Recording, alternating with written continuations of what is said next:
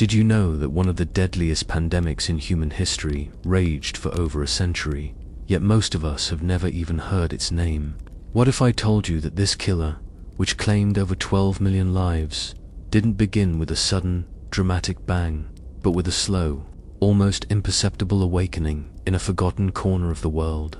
Imagine you are there, in the middle of the 19th century. You're standing on a mountain path in China's Yunnan province.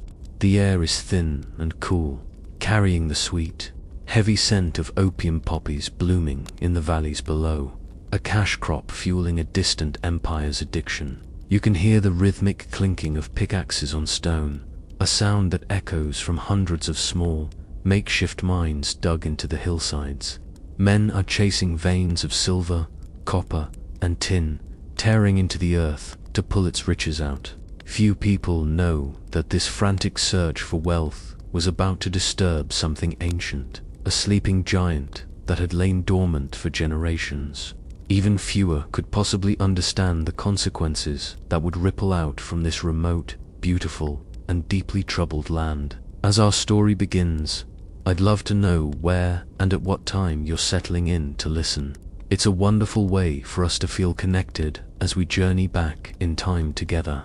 Just leave a little note in the comments, and we can see how far this story travels.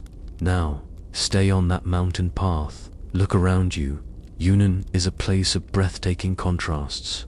Towering, mist-shrouded peaks give way to fertile valleys, a landscape that has long been isolated from the heart of imperial China.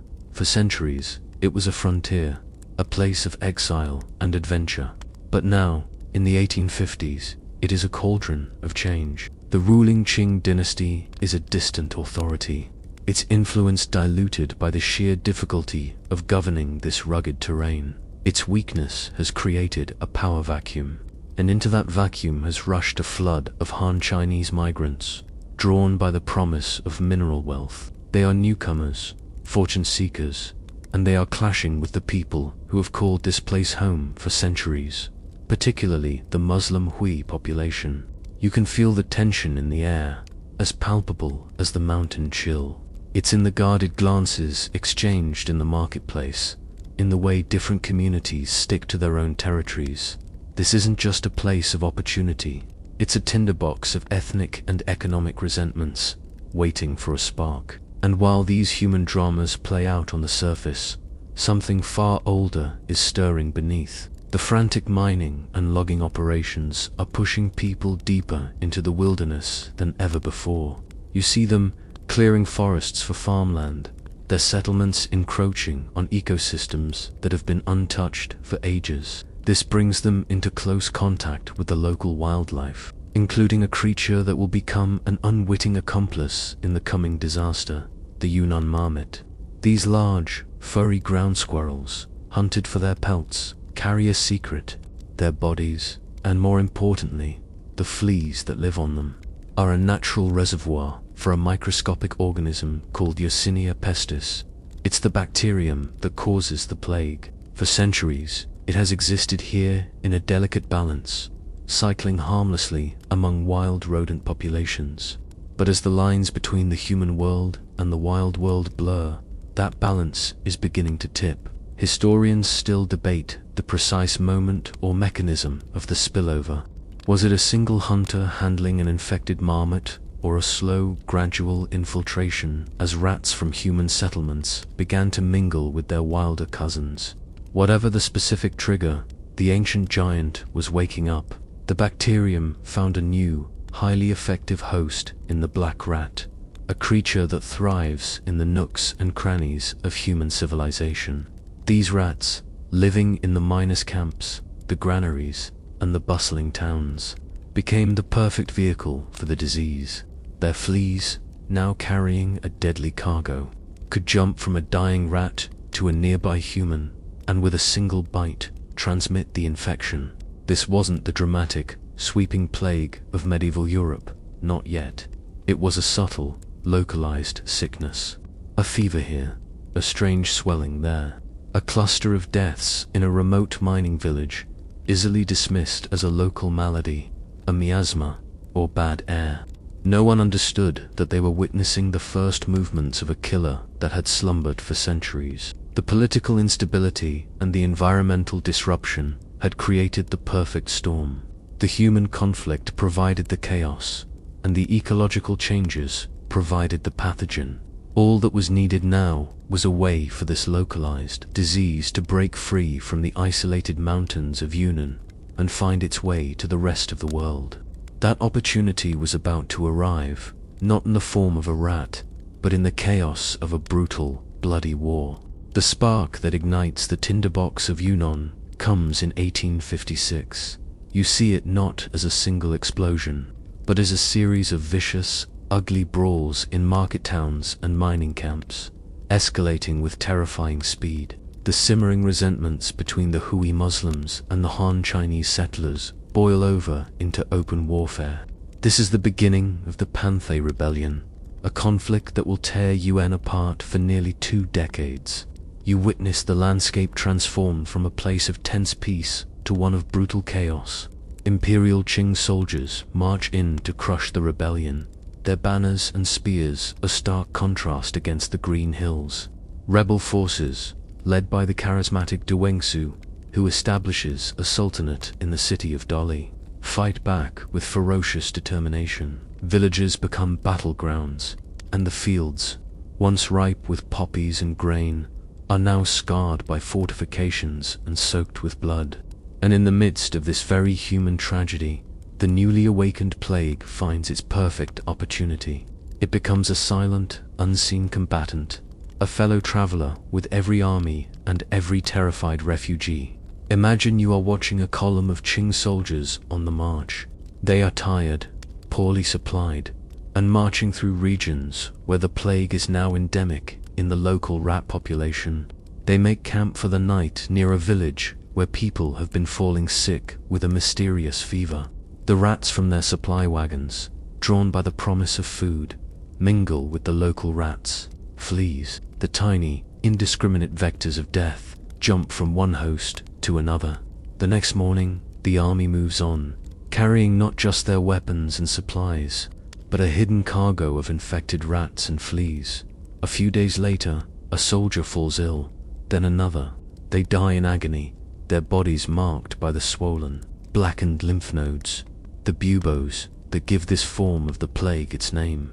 Their comrades bury them in shallow graves and march on, spreading the disease to the next town, the next province. This is how the plague begins its journey, not as a tidal wave, but as a slow, creeping infection passed along the arteries of war.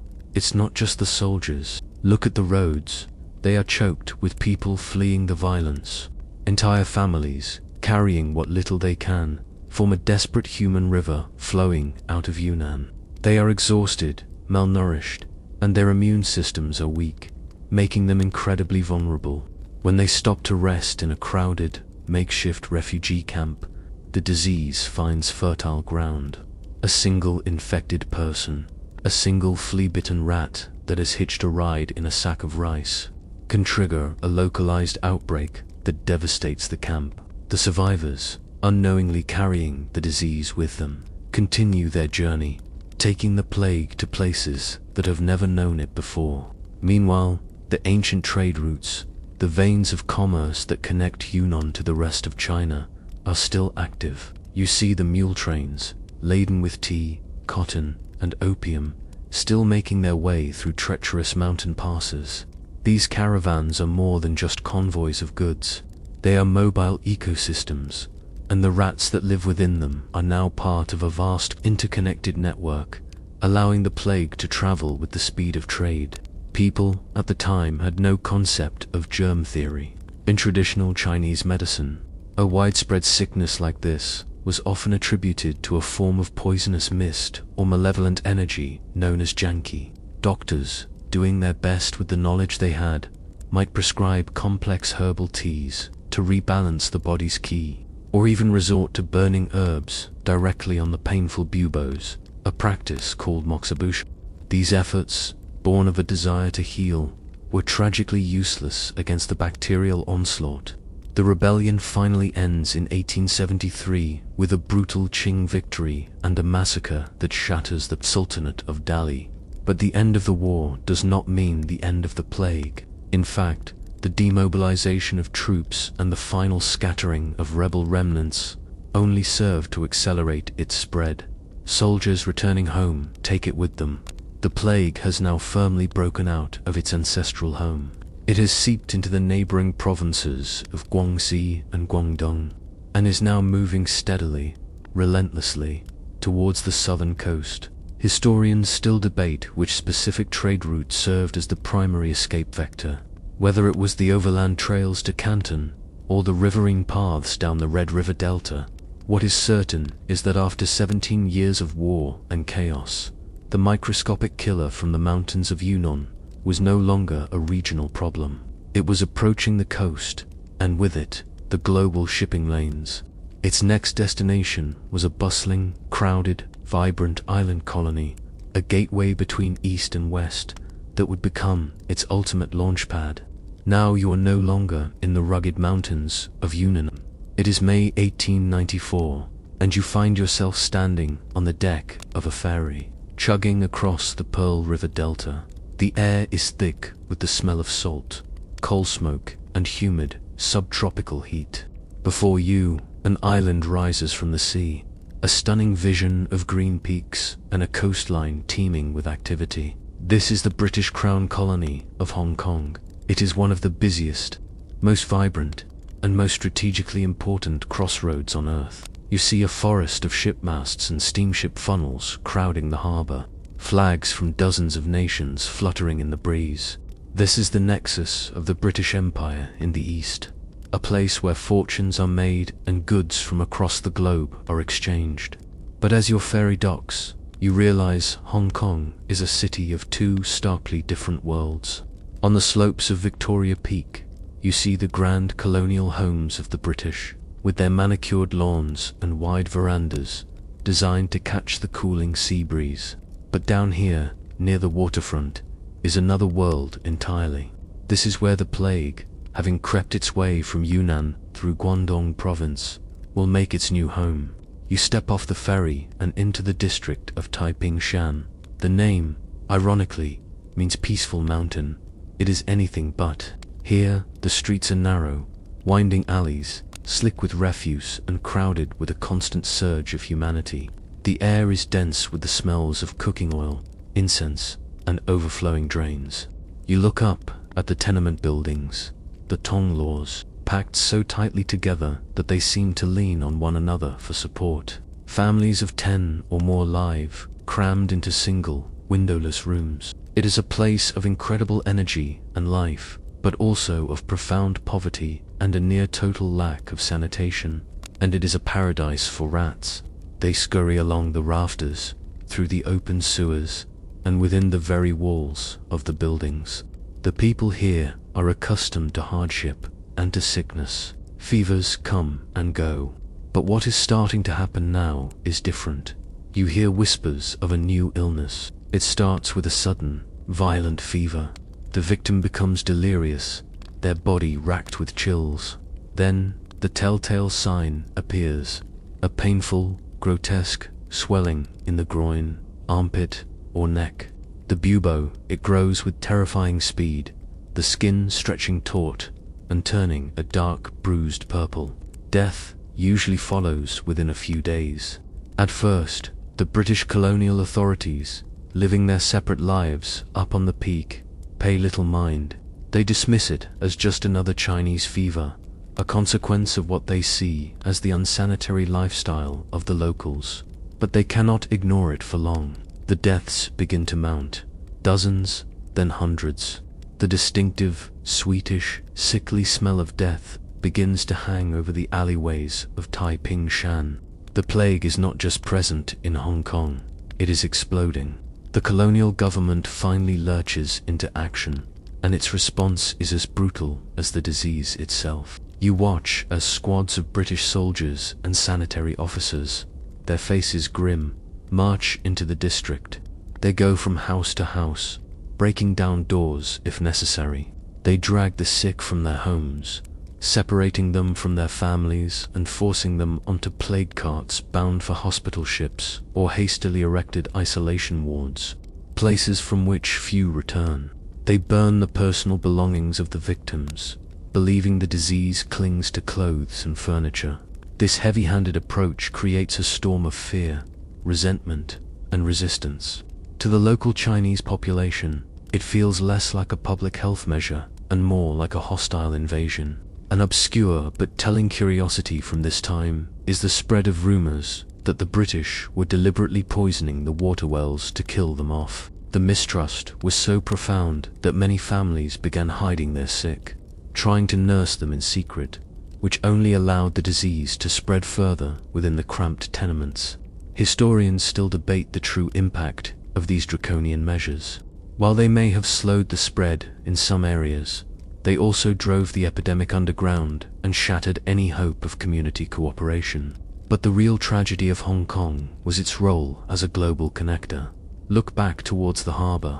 Every day, steamships depart, their holds filled with silk, tea, and other goods. But they are also carrying infected rats, drawn to the grain and food stores on the ships, scurry up the mooring ropes and find new homes in the dark corners of the cargo hold. The fleas they carry are a microscopic time bomb.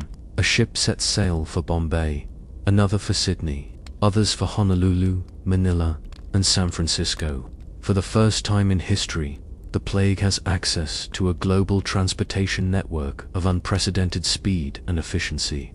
The British Empire, with its vast web of shipping lanes, had inadvertently created the perfect distribution system for a pandemic. The regional killer from the mountains of Yunnan had found its gateway to the world, while the streets of Taiping Shan are a scene of human chaos and despair. Another, quieter battle is being fought. You move away from the noise of the quarantine squads and the cries of the sick, and you enter a world of glass vials, brass microscopes, and the sharp, clean scent of carbolic acid.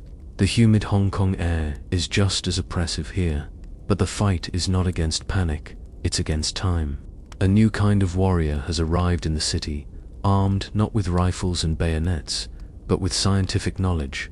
The global scientific community, connected by telegraph wires and academic journals, understood the threat posed by the Hong Kong outbreak. Two of the world's leading microbiological schools, the German school of Robert Koch and the French school of Louis Pasteur, saw this as both a crisis and an opportunity. They each dispatched one of their best to identify the invisible killer. First to arrive is Kitasato Shibozabura, a brilliant and respected Japanese bacteriologist. You see him as a figure of immense authority. He is a star pupil of the great Robert Koch, the man who had identified the bacteria responsible for tuberculosis and cholera. Kitasato comes with a full entourage, the official backing of the Japanese government, and the latest equipment from Germany. The British colonial authorities roll out the red carpet for him, giving him a laboratory space in the Kennedy Town Hospital and ready access to plague victims. He is confident, methodical, and he gets to work immediately, performing autopsies and preparing slides. He represents the established, powerful world of mainstream medical science. A few days later, another man arrives, almost unnoticed. His name is Alexandre Yersin. He is a Swiss-French physician and bacteriologist, a protege of Louis Pasteur, Koch's great rival. In contrast to Kitasato, Yersin is the quintessential lone wolf. You see him as scrappy, resourceful, an outsider. He has been sent by the Pasteur Institute and the French government, but he arrives with little fanfare and minimal support. When he requests access to the hospitals, the British, who have already put their faith in Kitasato, turn him away. Undeterred, Yersin finds a small, thatched bamboo hut on the grounds of the hospital and, with his own funds, converts it into a makeshift laboratory. This is where one of the most important medical discoveries of the 19th century will be made. Not in a state-of-the-art facility, but in a hut.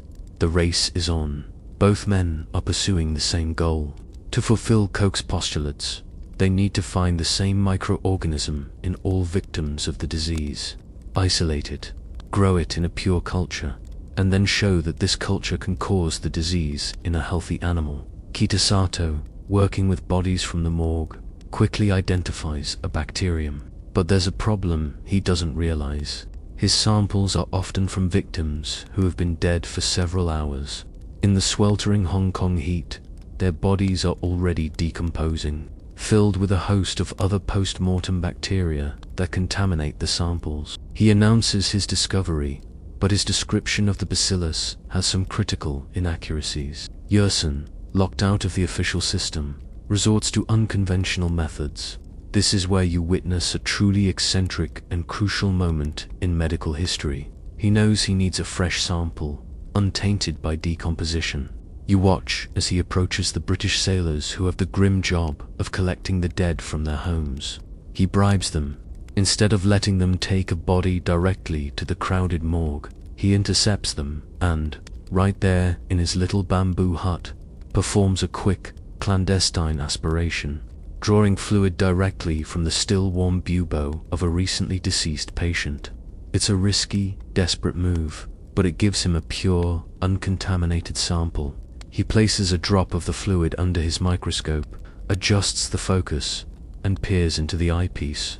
There it is. A vast number of tiny, rod-shaped organisms, staining in a particular way that he immediately recognizes as unique. He has found the culprit. He successfully cultures the bacterium and proves it is the agent of the plague. For decades, there was an academic debate over who truly discovered the plague. Bacillus. Kitasato published first, and his fame initially won him much of the credit. However, later analysis of his reports showed that the organism he described was inconsistent with the plague bacterium. Yersin's notes and descriptions, on the other hand, were perfectly accurate. In 1967, the scientific community officially settled the matter by naming the bacterium Yersinia pestis in his honor. This discovery was a seismic shift in the fight against the disease. The enemy now had a name and a face. It was not a supernatural force or a mysterious miasma. It was a tangible, biological entity that could, in theory, be studied, understood, and defeated. But as Yersin was celebrating his lonely victory in his bamboo lab, the enemy was already on the move, silently multiplying in the dark, warm holds of steamships that were, at that very moment, casting off their mooring lines and sailing out of Victoria Harbour, headed for every corner of the globe. You leave the microscopic world of the Hong Kong laboratory and return to the vast, open ocean. The scale shifts from a petri dish to the globe itself. You are watching the world in the late 19th century, a planet that is shrinking at a pace never before seen in human history. The catalyst for this transformation is not a political ideology or a religious movement. It's a machine, the steamship. You stand on a wharf in any major port, be it Hong Kong, Liverpool, or Alexandria, and you see them everywhere. Their iron hulls are a testament to industrial power. Their tall funnels belch plumes of black smoke into the sky, a visible sign of the coal-fired engines churning deep within. These ships have revolutionized travel and trade. They are faster, larger, and far more reliable than the sailing vessels they are replacing. They are not beholden to the whims of the wind, capable of cutting straight across oceans on predictable schedules. This reliability is the very foundation of the modern, interconnected global economy. But you also see a darker side to this new technology. You follow the thick mooring ropes that tie a steamship to the dock. Look closely, and you can see them. Rats.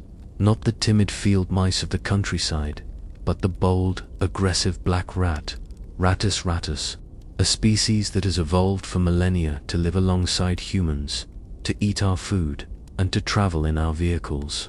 They scurry up the ropes with ease, finding a new universe to explore in the ship's hold. The cargo hold of a steamship is a rat's paradise. It is dark, warm, and filled with an endless buffet. Sacks of rice, crates of grain, and barrels of flour provide both food and shelter. The rat population on board can explode during a long voyage, and nesting among the sacks, living in the fur of these rats, are the fleas, the true carriers of Yersinia pestis. The steamship has become more than a vessel for goods. It is a man-made, mobile ecosystem, a floating island of contagion. Now, imagine the journey of one such ship leaving Hong Kong in 1895, bound for Bombay. It's a journey that would have taken a sailing ship months, with long periods in the open ocean that might have broken the chain of infection. A sick rat would die, its fleas would need a new host, and if they couldn't find one, the fleas themselves would die. But a steamship can make the same journey in just a few weeks. This compressed timeline is crucial. It is short enough for the cycle of infection to be maintained. A rat gets sick and dies. Its infected fleas, numbering in the dozens, seek a new warm body. They find another rat nearby. The cycle continues. By the time the ship arrives in Bombay, it can be carrying a thriving colony of infected rats and fleas, a ticking time bomb hidden beneath the decks. An obscure but fascinating fact is that early steamships also had extensive networks of bilge water and steam pipes running through the hull, creating warm, humid corridors that were perfect for rodent nesting, essentially rat superhighways. As the ship docks, the process that happened in Hong Kong repeats itself. New ropes are thrown to the wharf, and the ship's rats, seeking new territories and food sources, scurry down to meet the local rat population of the port city. The fleas they carry now have an entire subcontinent of new hosts to infect. The plague doesn't need a sick human to disembark. The disease can arrive completely invisibly, hidden within the rodent population. The first human cases might not appear for weeks, long after the ship has unloaded its cargo and sailed away. This made tracing the source of an outbreak incredibly difficult for health officials at the time. They might quarantine a ship with sick passengers, but they had no idea that the real danger was scurrying away into the warehouses and sewers of their city. Historians still debate the relative importance of different transmission routes, but the consensus is that the steamship was the single most important factor in turning the third pandemic into a truly global event. Without it, the plague might have remained a largely Asian phenomenon, spreading slowly overland. With it, the disease could leapfrog across entire oceans. It traveled not at the speed of a walking man or a marching army, but at the speed of industrial commerce. You watch a map of the world, with the major shipping lanes drawn like a spider's web. From Hong Kong, the lines radiate outwards. One goes to India, another to Japan. Lines cross the Pacific to Hawaii, and then to North and South America. They snake through the Suez Canal, a man-made shortcut that dramatically reduced travel time to Europe, connecting the ports of Asia to the Mediterranean and beyond. Each line represents a potential pathway for the plague. The very technology that was heralded as a symbol of human progress, of our mastery over nature and distance, had become the perfect vector for one of nature's oldest and most efficient killers. The invisible cargo was on its way. You leave the open sea behind and follow one of those steamships as it docks in the sprawling, chaotic port of Bombay, now known as Mumbai. In 1896, the city is the jewel of British India, a major hub of trade, industry, and administration. As you step onto the wharf, you are immediately overwhelmed by the sheer sensory overload. The air is thick with the competing smells of spices, sewage, and coal smoke from the newly built cotton mills. The noise is a constant cacophony of steam whistles, merchants' calls, and the creak of bullock carts. This is a city on the rise, a symbol of imperial power and economic might. But as you look closer, you see the same vulnerabilities that you saw in Hong Kong, magnified on an almost unimaginable scale. The city is a magnet for people from all over the subcontinent, and its population has swelled. Millions are crammed into crowded tenements known as chawls, where sanitation is rudimentary at best. The massive granaries needed to feed this population are, in effect, breeding grounds for an enormous rat population. It is a perfect environment for the plague to not just survive, but to thrive. The arrival of the plague is insidious. As the rats from the ships mingle with the local rodents in the warehouses of the Manvi port district, the disease begins its silent spread. For weeks, the only sign is a curious increase in the number of dead rats found in the streets. People notice it, but it's dismissed as a strange nuisance. Then, the first human cases appear. A dock worker falls ill with a raging fever and a painful swelling. Then another. The pattern is terrifyingly familiar. The colonial British administration, led by the Bombay presidency government, is slow to react, caught between the need to protect public health and the overwhelming fear of disrupting commerce. Any admission of a plague outbreak could lead to a global quarantine of the port, which would be economically catastrophic, so they hesitate. And in that hesitation, the plague seizes its chance. It explodes through the city with a ferocity that dwarfs the outbreak in Hong Kong. You walk through the mill districts and the working-class neighborhoods, and you see the horror firsthand. The plague carts become a constant, grim presence on the streets, collecting the dead and the dying. The British implement the same draconian measures they used in Hong Kong, but on a much larger scale. House-to-house searches, forced hospitalization, and the destruction of personal property. But in India, these actions are layered with the deep complexities of colonial rule, caste, and religion. Hindu and Muslim traditions around caring for the sick and burying the dead are violated. A particularly contentious issue was the forcible inspection of women by male British doctors, which was seen as a profound violation of their honor and privacy. The result is not compliance, but widespread panic, riots, and a mass exodus. Nearly 500,000 people, almost half the city's population, flee Bombay, trying to get back to their ancestral villages. And just as with the refugees in Yunnan, they carried the plague with them, seeding it across the Indian countryside. This is where the story of the third pandemic takes its most tragic turn.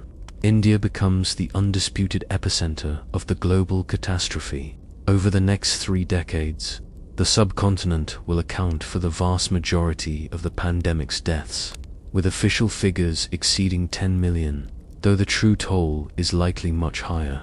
The plague becomes a grim, seasonal feature of life, receding in the hot months and returning with a vengeance during the cooler, drier seasons when the fleas are most active. You see the social fabric begin to tear. Entire villages are wiped out. Fields are left untended as there is no one left to work them. The British response, a combination of coercion and public health measures, is met with deep-seated resistance, sometimes violent. An eccentric but telling detail is the emergence of plague temples, where new deities, like the goddess Sitala, traditionally associated with smallpox, were now worshipped for protection against this new pestilence. Historians still debate the legacy of the British public health response in India. Some argue that, despite their cultural insensitivity and heavy-handedness, their efforts to clean up cities, introduce sanitation systems, and eventually implement vaccination campaigns, laid the groundwork for modern public health in India. Others contend that their policies were so alienating and coercive that they actively hindered cooperation, drove the epidemic underground, and ultimately worsened the crisis. What is undeniable is the scale of the human suffering. You are witnessing a tragedy on a demographic scale that is difficult to comprehend.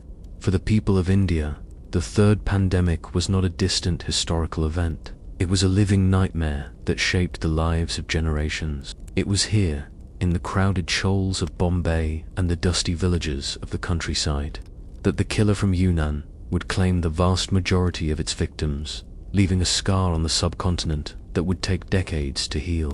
Amidst the unfolding catastrophe in Bombay, a single, extraordinary individual arrives, bringing with him a radical, desperate hope.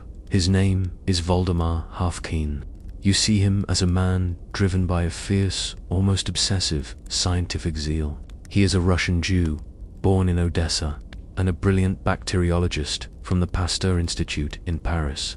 He has already made a name for himself by developing the first effective vaccine against cholera, a feat that had earned him fame throughout the scientific world and the nickname the Savior of Mankind. When news of the Bombay plague outbreak reaches Europe, Haffkine, who is already in India working on his cholera vaccine, immediately volunteers to take on this new, even more terrifying challenge. He arrives in Bombay in 1896, a lone scientist against a sea of death, and sets up a makeshift laboratory in a small corridor of the Grant Medical College. His task is monumental. He needs to create a vaccine, and he needs to do it with lightning speed. The method he chooses is both ingenious and incredibly risky. You watch his process, a strange and almost alchemical procedure. He fills glass flasks with a meat broth to act as a nutrient medium for the bacteria. He then inoculates this broth with Yersinia pestis, bacteria that he has cultured from the spleen of a plague victim. To encourage the bacteria to grow, he adds a drop of clarified butter, or ghee, which floats on the surface. The plague bacteria grow down from this droplet in long, delicate strands, resembling stalactites. This is a widely known historical fact about his unique culturing method. After 6 weeks of incubation, Haffkine sterilizes the culture by heating it to 60 degrees Celsius, killing the bacteria but leaving behind the antigens that will trigger an immune response. The resulting brownish, foul-smelling liquid is his vaccine. Now comes the most dangerous part. He has a potential vaccine, but is it safe? In an act of incredible bravery that cements his legend, Haffkine decides the first human test subject will be himself. On January 10, 1897, in front of a small group of witnesses, he rolls up his sleeve and injects a full dose of the untested vaccine into his own arm. You can imagine the tension in the room. He is gambling his life on his scientific conviction. He develops a high fever and severe pain at the injection site, symptoms that last for several days, but he recovers. He has proven the vaccine is safe, at least for him. The next step is to see if it works. Haffkine receives permission to conduct a trial at the Bakulla House of Correction, a local jail. The results are stunning. Among the inmates who receive the vaccine, there are only a handful of plague cases and no deaths. In the unvaccinated control group, the plague cuts a deadly swathe. It is a resounding success. The British authorities, desperate for any good news, throw their full support behind him. His small corridor laboratory is expanded, and soon he is overseeing a massive operation, producing thousands of doses of Haffkine's prophylactic. But rolling out a mass vaccination campaign in colonial India is a logistical and cultural nightmare. You see the vaccination teams fanning out across the city, facing a wall of suspicion and fear. Rumors spread like wildfire. Some believed the vaccine was a poison designed to kill them, others that it was a ploy to break caste purity, or a Christian plot to forcibly convert them. An obscure and tragic curiosity is that in one village, the needle of a vaccinator accidentally broke off in a man's arm, leading to a riot where the entire medical team was attacked. Haffkine himself, a foreigner and a Jew, was a figure of deep suspicion for many. Despite these immense challenges, Haffkine and his team worked tirelessly, vaccinating hundreds of thousands of people. He becomes a controversial figure.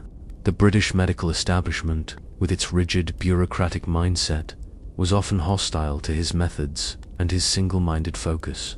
Historians still debate Haffkine's complex legacy. He was undoubtedly a scientific genius and a humanitarian, but he was also notoriously difficult to work with, arrogant and impatient with authority.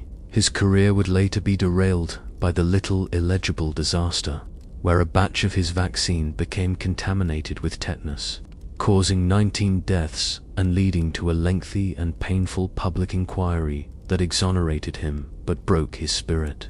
Yet, in that moment, in the darkest days of the Bombay plague, he was a beacon of hope. His work represented the first time that modern science was able to offer a real, tangible defense against the plague.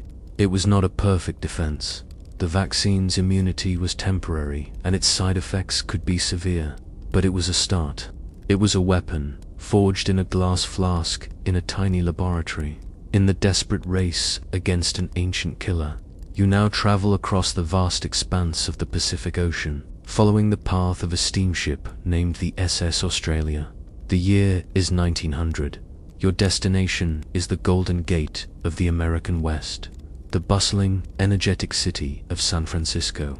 It is a city of ambition, a place built on the fever of the gold rush, a vibrant mix of cultures, and a major gateway for trade with Asia. But as you disembark, you can feel an undercurrent of tension that is different from what you've seen in Hong Kong or Bombay. Here, the fear is not just of the disease, but of the people who are believed to carry it. Your journey takes you to the heart of this tension, the district known to all as Chinatown. It is a 12-block area, a city within a city, densely packed with homes, shops, temples, and theaters. It is a lifeline for the Chinese community, a place of sanctuary and shared culture in a country that is often deeply hostile to them. For many white San Franciscans, however, it is a place of suspicion, an oriental mystery they view with a toxic mix of fascination and fear. The plague arrives in San Francisco as it has everywhere else, silently and invisibly. A rat, carrying infected fleas, likely scurries off a ship from an infected port, perhaps Hong Kong or Honolulu, and finds a new home in the cellars of Chinatown. The first victim is a man named Wang Chut-king, a lumberyard owner who lives in a crowded basement room of the Globe Hotel. He falls ill with the familiar, terrifying symptoms and dies on March 6, 1900. The local Chinese doctors are puzzled, but when the city's health officer, Joseph Kin-yun, performs an autopsy and examines tissue samples under his microscope, he sees the telltale, rod-shaped bacteria. He knows exactly what it is. Yersinia pestis has reached the United States. What happens next is not a story of a heroic public health response, but a shameful chapter of denial, racism, and political corruption. When Kin-yun announces his findings, he is met not with alarm and cooperation, but with outrage and disbelief. The city's powerful business leaders, the state governor Henry Gage, and even the owners of major newspapers are terrified, not of the plague, but of the economic consequences. An official declaration of plague would lead to a national quarantine of San Francisco, shutting down the port and crippling the state's economy. So they choose a different path. They decide to deny the plague exists. They launch a vicious public campaign to discredit Kin-yun, painting him as an incompetent alarmist, a calamity howler. They claim the disease is not the plague, but a syphilitic septicemia or some other malady common in what they call the unclean Chinese population. You witness a quarantine being imposed, but it is a quarantine born of prejudice, not science. The city's Board of Health, under pressure from the governor, orders a complete lockdown of Chinatown. Police officers surround the entire 12-block district with ropes and establish a perimeter. No one of Chinese descent is allowed to leave. White residents, however, are given a cursory health check and are free to go. The quarantine is not about containing a disease. It is about imprisoning a community. This racially motivated response reinforces the bigoted idea that the plague is an exclusively Chinese disease, a product of their race and lifestyle, rather than a bacteriological infection that can affect anyone. An eccentric and grim curiosity of the time was the sale of phony plague cures by quacks who preyed on the fears of both the Chinese and white communities, offering everything from herbal tonics to useless chemical sprays. Inside the quarantine, the Chinese community is trapped. They are afraid of the disease, but they are equally afraid of the authorities. They have seen how the sick are taken away, often with force, to grim isolation facilities. They distrust the white doctors and health officials, the Chinese Six Companies, the powerful benevolent associations that govern life in Chinatown, fight back through legal and political channels, but they also encourage their community to hide the sick and the dead from the prying eyes of the health board. This creates a tragic feedback loop. The denial from the city officials and the concealment from the community leaders both allow the plague to smolder and spread slowly, but surely, through the district. Historians still debate the extent to which Governor Gage's denial was driven by pure economic fear versus his own deeply ingrained anti-Asian racism. What is clear is that his actions, and those of the city's business elite, amounted to a massive, politically motivated cover-up that put millions of lives at risk, not just in California, but across the entire country. For nearly 2 years, as the plague claimed victim after victim within the confines of Chinatown, the official story remained the same. There is no plague in San Francisco. It was a lie that would have deadly consequences. While politicians in San Francisco were busy denying reality, the global scientific community was piecing together the true nature of the enemy. You move away from the political turmoil and back into the world of science, this time to a field laboratory in India. The discovery of Yersinia pestis by Yersin was a monumental first step, but a crucial question remained unanswered. How did the bacterium travel from person to person, or more accurately, from place to place? The dominant theory was still contagion, the idea that the disease spread directly from a sick person to a healthy one, either through the air or by touching contaminated objects, a concept known as fomites. Public health measures, like quarantining the sick and burning their belongings, were all based on this assumption. But these measures often seemed ineffective. The plague would pop up in places with no obvious connection to a known case. There was a missing piece to the puzzle. The man who would find that piece was Paul Louis Simond, another French physician sent by the Pasteur Institute to India in 1897. You see him as a meticulous patient observer, a medical detective combing through the chaos of the Indian epidemic for clues. He noticed something that many others had seen but not fully understood. Before a human plague outbreak tore through a village, there was almost always a massive die-off of rats. This ratfall, as it was known, was a terrifying harbinger of human death. Simon began to suspect that the rats were not just a feature of the epidemic, they were central to it. But the rats themselves didn't seem to be directly infecting people. So how was the disease making the jump? This is where Simon's work becomes a masterpiece of scientific deduction. He theorized that an intermediary was at work, an insect that fed on the rats and then bit humans. The obvious suspect was the flea. To test his hypothesis, he devised a series of beautifully simple, yet clever, experiments. You can picture him in his lab, a place of intense focus amidst the surrounding epidemic. In one key experiment, he places a healthy rat in a cage. He then places a second cage, containing a plague-infected rat, next to the first. The cages are close, but the rats cannot touch. In this scenario, the healthy rat remains healthy. He then repeats the experiment, but this time he adds some fleas taken from the sick rat into the cage with the healthy one. A few days later, the healthy rat is dead from the plague. He has proven that the disease can be transmitted without direct contact, as long as fleas are present. But the most famous and visually striking of his experiments is one you can imagine vividly. He captures a rat that has just died of plague and carefully places its still warm body on a piece of white paper. As the body cools, he watches in fascination as the fleas, sensing the loss of their host, begin to abandon the corpse. Dozens of them hop off the rat and onto the white paper, visible as tiny dark specks, looking for a new source of a warm meal.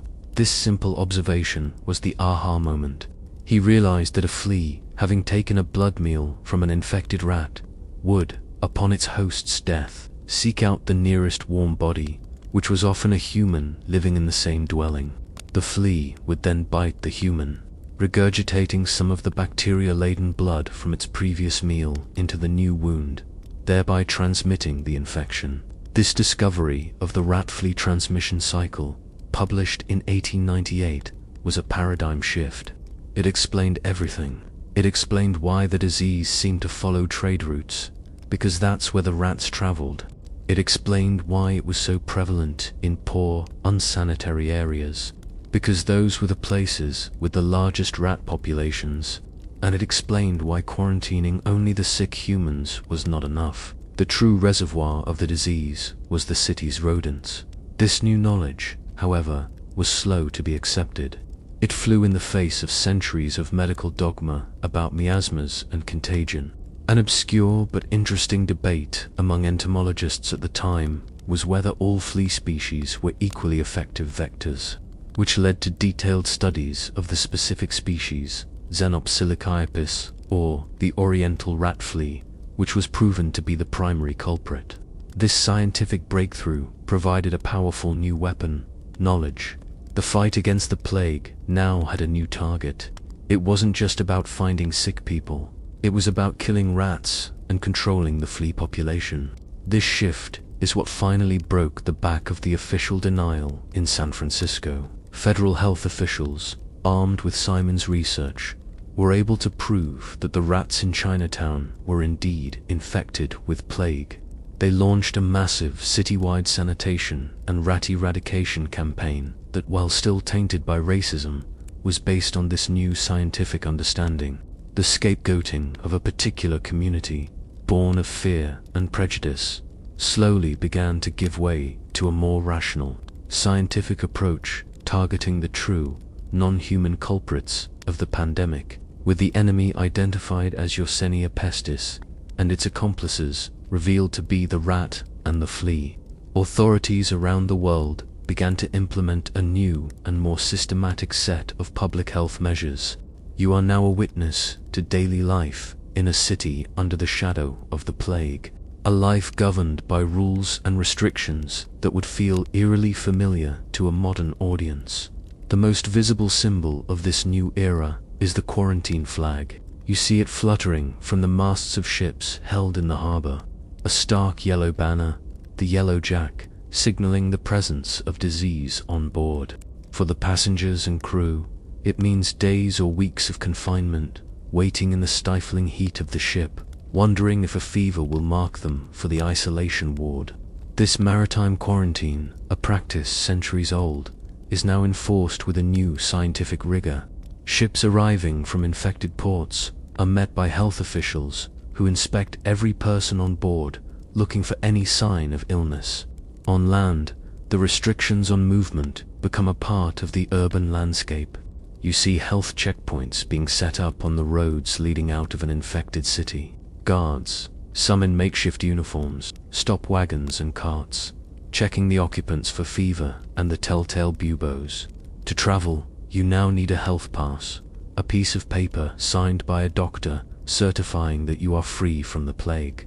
This creates a new bureaucracy of control, and with it, new opportunities for corruption. A well-placed bribe might allow a wealthy merchant to pass through a checkpoint without a thorough inspection, while a poor family might be turned back or forced into a squalid detention camp on mere suspicion. The system is designed to stop the spread of the disease, but it often reinforces the deep social and economic inequalities that already exist. You walk through the streets of a city like Bombay, Sydney, or Honolulu during an outbreak, and you see the public health war being waged on a household level. Plague squads have become a common sight. These are teams of men, often accompanied by a doctor or a sanitary inspector, who go from door to door. Their job is multifaceted. They are there to look for the sick and the dead, but they are also there to wage war on the rats and fleas. You watch as they pour kerosene or carbolic acid down rat holes. They tear down flimsy walls and ceilings in tenements where rats are known to nest.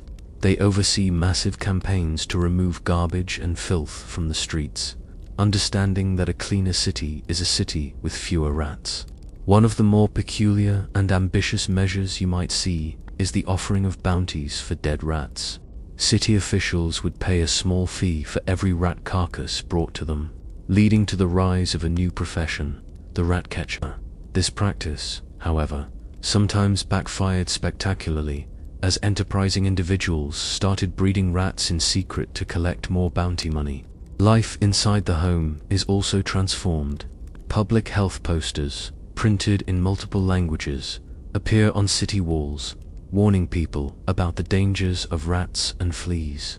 They offer advice on how to keep homes clean, how to store food in rat-proof containers, and how to spot the signs of the plague. There is a new, pervasive sense of anxiety. Every fever, every ache, every small swelling is a source of potential terror. Families are torn apart. If a person falls sick, they are often forcibly removed to an isolation hospital, a place most people rightly see as a death house. The rest of the family is then placed under quarantine in their own home, a guard sometimes posted outside their door to ensure they do not leave. Their neighbors shun them, crossing the street to avoid walking past their house. Historians still debate the overall effectiveness of these measures. While the large-scale sanitation and rat-killing campaigns were undoubtedly crucial in controlling the epidemic, the more coercive aspects, like forced hospitalization and home quarantines, often created so much public resistance that they were counterproductive. People hid their sick, buried their dead in secret, and fled from the plague squads, making it impossible to track and contain the disease. This period marks a critical turning point in the history of public health, a time of immense and often brutal trial and error. It was the first time that governments around the world attempted to manage the health of their entire populations on such a massive scale. The tools they used were often clumsy and cruel, but they were born of a new understanding that the health of an individual was inseparable from the health of the community.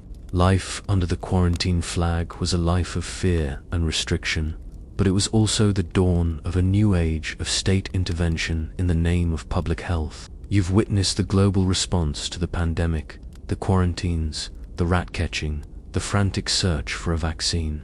But to truly understand the terror that gripped the world, you have to look past the societal reaction and stare directly at the disease itself. You need to understand what was actually happening inside a person's body. The word plague suggests a single, monolithic entity, but the genius and the horror of Yersinia pestis is its versatility. It is not one killer, it is three distinct forms of attack, three faces of death, each with its own method and its own level of terror. To the people of the time, it was a shape-shifting monster, and you are about to meet each of its forms. First, there is the most common, the most classic face of the plague, the one that gave the disease its ancient name, bubonic plague. This is the form that starts with the bite of an infected flea. You can imagine the tiny puncture on the skin, a minor annoyance that goes unnoticed, but through that tiny wound, thousands of bacteria are injected into the bloodstream. They don't immediately run rampant. Instead, they are swept into the body's defensive network, the lymphatic system. Think of it as a series of channels and filtration nodes designed to trap invaders. The bacteria travel along these channels until they reach the nearest lymph node, usually in the groin, armpit, or neck. Here, in this small, bean-shaped outpost of the immune system, a furious battle erupts. The body's white blood cells swarm the invaders, but Yersinia pestis has evolved defenses to fight back. The lymph node becomes a raging war zone. It swells dramatically, becoming hard, hot, and exquisitely painful to the touch. This grotesque swelling is the bubo. It is the defining sign of this form of the plague. If left untreated, the bacteria will eventually overwhelm the node, break out, and flood the rest of the body. The mortality rate was high, between 30 and 60%, but it was not a certain death sentence. This was the most common, and, ironically, the most survivable form. It is this form that is often linked, though many folklorists debate the theory, to the nursery rhyme ring around the rosy, a potential reference to the rosy, ring-like rash that sometimes appeared, the pocket full of posies to ward off the smell of death, and the final we all fall down. Next, you meet the second face, the ghost, septicemic plague. This form is rarer and far more insidious. Sometimes, the flea bite injects the bacteria directly into a blood vessel, or a bubonic infection breaks out of the lymph node with overwhelming force. In either case, The bacteria bypass the lymphatic system's defenses entirely and gain immediate access to the superhighway of the bloodstream. There is no bubo, no warning sign of a localized battle. The victim is simply overcome with a sudden high fever, chills, and extreme weakness. The bacteria multiply freely in the blood, and the body's response is catastrophic. The infection triggers a condition called disseminated intravascular coagulation. The blood itself begins to fail, forming tiny clots throughout your body, a catastrophic internal traffic jam. Circulation to your extremities is cut off. Your fingers, your toes, your nose begin to turn a dark, bruised purple, then black as the tissue dies from lack of oxygen. This is the symptom that likely gave the plague its most terrifying name, the Black Death. This form of the disease was swift, almost always undetectable until it was too late, and it was nearly 100% fatal. Finally, you must face the third and most feared form of all, the nightmare, pneumonic plague. This is the only form of the plague that can spread directly from person to person. It begins when a bubonic or septicemic infection manages to travel to and establish itself in the lungs.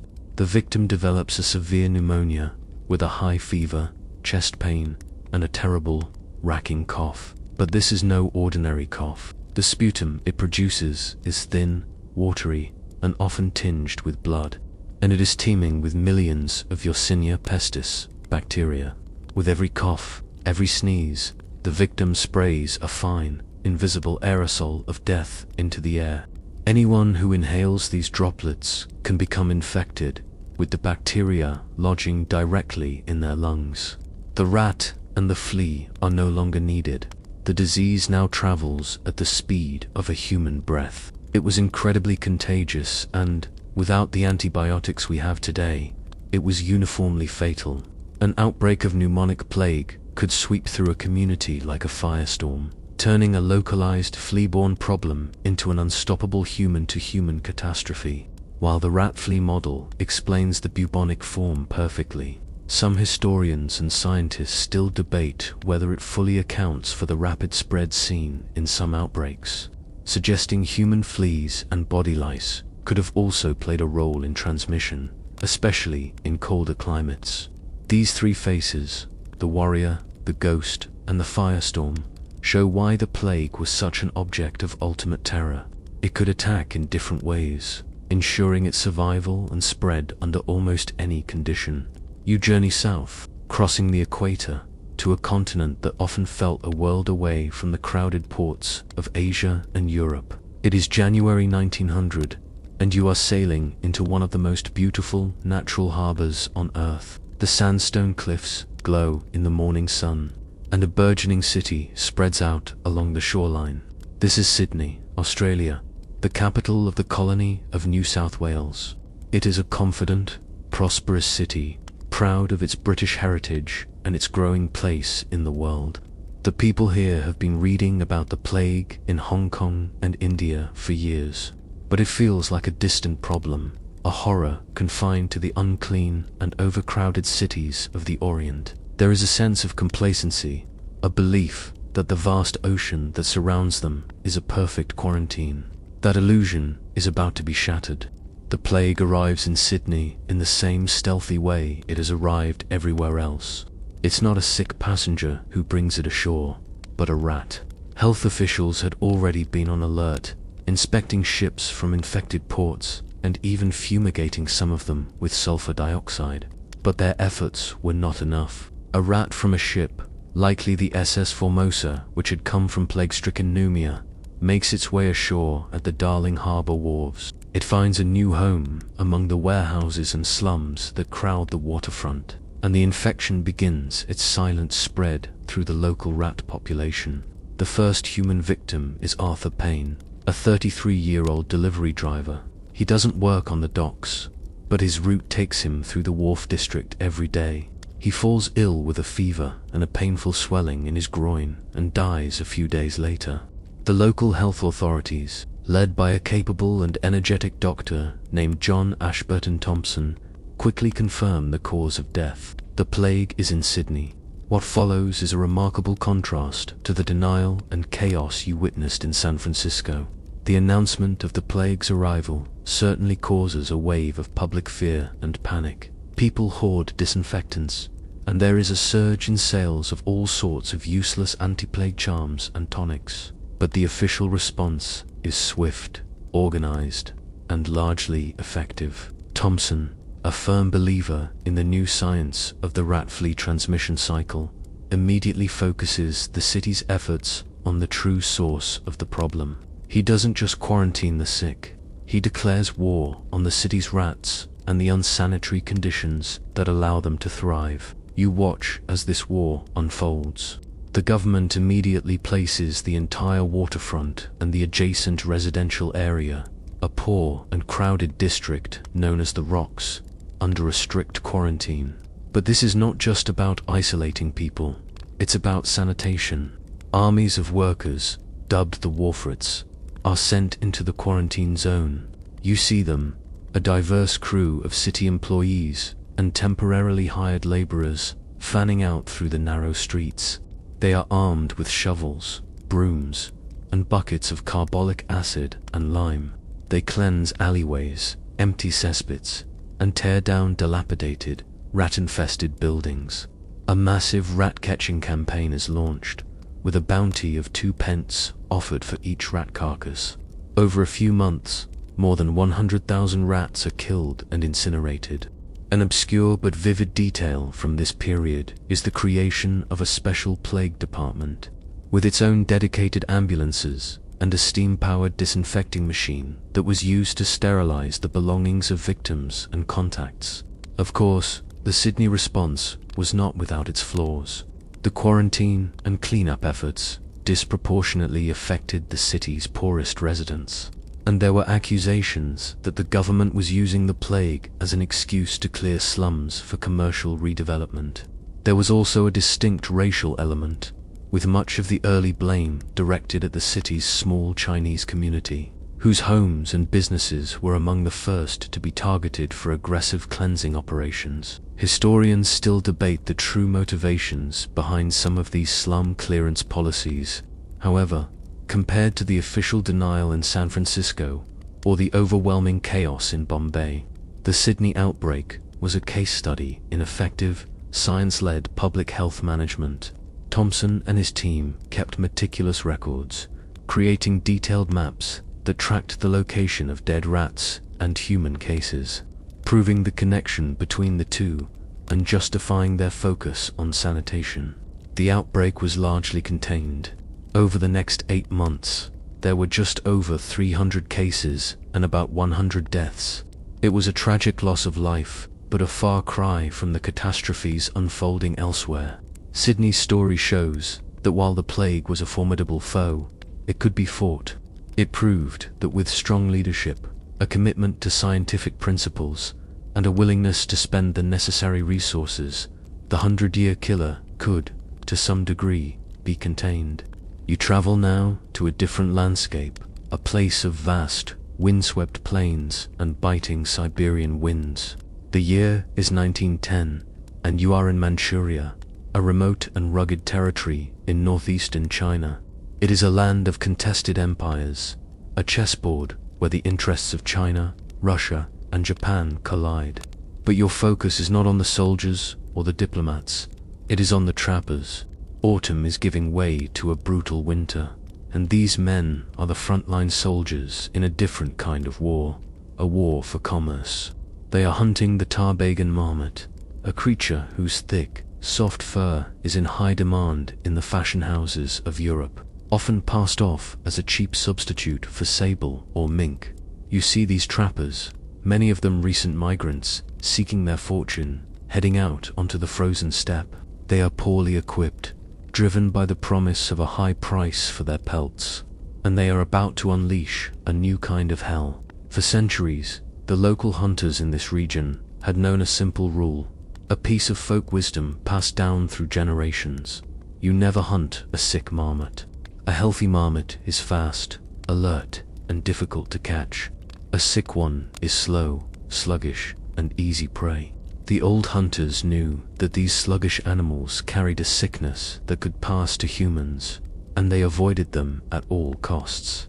But these new trappers, inexperienced and desperate, did not share this ancestral knowledge. To them, a slow marmot was a gift, an easy catch.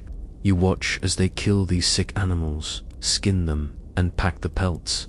What they do not know is that these marmots are dying of plague. By handling the infected animals, the bacteria enters their bodies, perhaps through a small cut on their hands. But something different happens here in the frigid cold of Manchuria. In the warmer climates of India or Hong Kong, the flea bite was the primary route of infection, leading to bubonic plague. Here, in the crowded, poorly ventilated huts where the trappers live and work, another route becomes dominant.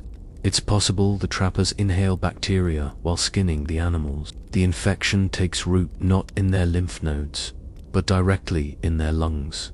The plague has become pneumonic, and once it is in the lungs, it no longer needs the rat or the flea. It has found a far more efficient vehicle of transmission, the human body itself. The trapping season ends, and the men begin their journey home to celebrate the Chinese New Year. They converge on the boom towns that have sprung up along the tracks of the Chinese Eastern Railway. You find yourself in one of these towns, a chaotic mix of inns, taverns, and trading posts. The men are packed tightly into lodging houses, huddled together for warmth. A trapper coughs, a dry, hacking sound at first, then a cough that brings up a spray of bloody froth. The air in the room, thick with the smell of unwashed bodies and cheap spirits, is now also filled with an invisible, deadly aerosol of Yersinia pestis. Others in the room breathe it in. Within a couple of days, they too will begin to cough. The true vector for this new nightmare is the train. You board a third-class carriage on the railway line heading south. The car is little more than a wooden box on wheels. It is packed far beyond its capacity with migrant workers heading home. To keep out the sub-zero cold, every window is sealed shut, every crack stuffed with rags. The air is stagnant and thick, and in this sealed human incubator, someone coughs. The bacteria spreads with terrifying efficiency. The train stops at a station, and a few dozen people get off, some already feeling the first flush of fever. They go to their homes, to local inns, and they begin to cough, creating new epicenters of the disease. The railway line, a marvel of modern engineering designed to transport people and goods, has become a main line for death, pumping the pneumonic plague from the heart of Manchuria down into China's most populous cities. This outbreak is a new and profound shock to the medical world. The established methods for controlling bubonic plague are useless here. There are no rats to kill. The doctors and health workers who rush in to help are confronted with a disease of terrifying speed and lethality. The mortality rate is not 60%, it is 100%. Anyone who contracts the disease dies, usually within 24 to 48 hours. Doctors who treat the patients, nurses who care for them, priests who give the last rites, they all fall sick and die. The old rules, the old precautions, no longer apply. The world had spent 15 years learning to fight the plague, but Manchuria demonstrated that the enemy had changed its form. This was not the creeping death of the bubo. This was a firestorm that consumed everything in its path. It would take a new kind of thinking and a new kind of hero to even begin to fight it. Into the heart of the Manchurian nightmare steps a man who will change the course of modern epidemiology. His name is Wu Linda. You see him arriving in the plague-stricken city of Harbin in the dead of winter, 1910. He is a young man, only 31 years old, but he carries an air of quiet confidence and formidable intellect. His background is unique. He is a Chinese physician, born in British Malaya, who received his medical education at Cambridge University in England. He is a man of two worlds, perfectly fluent in both Western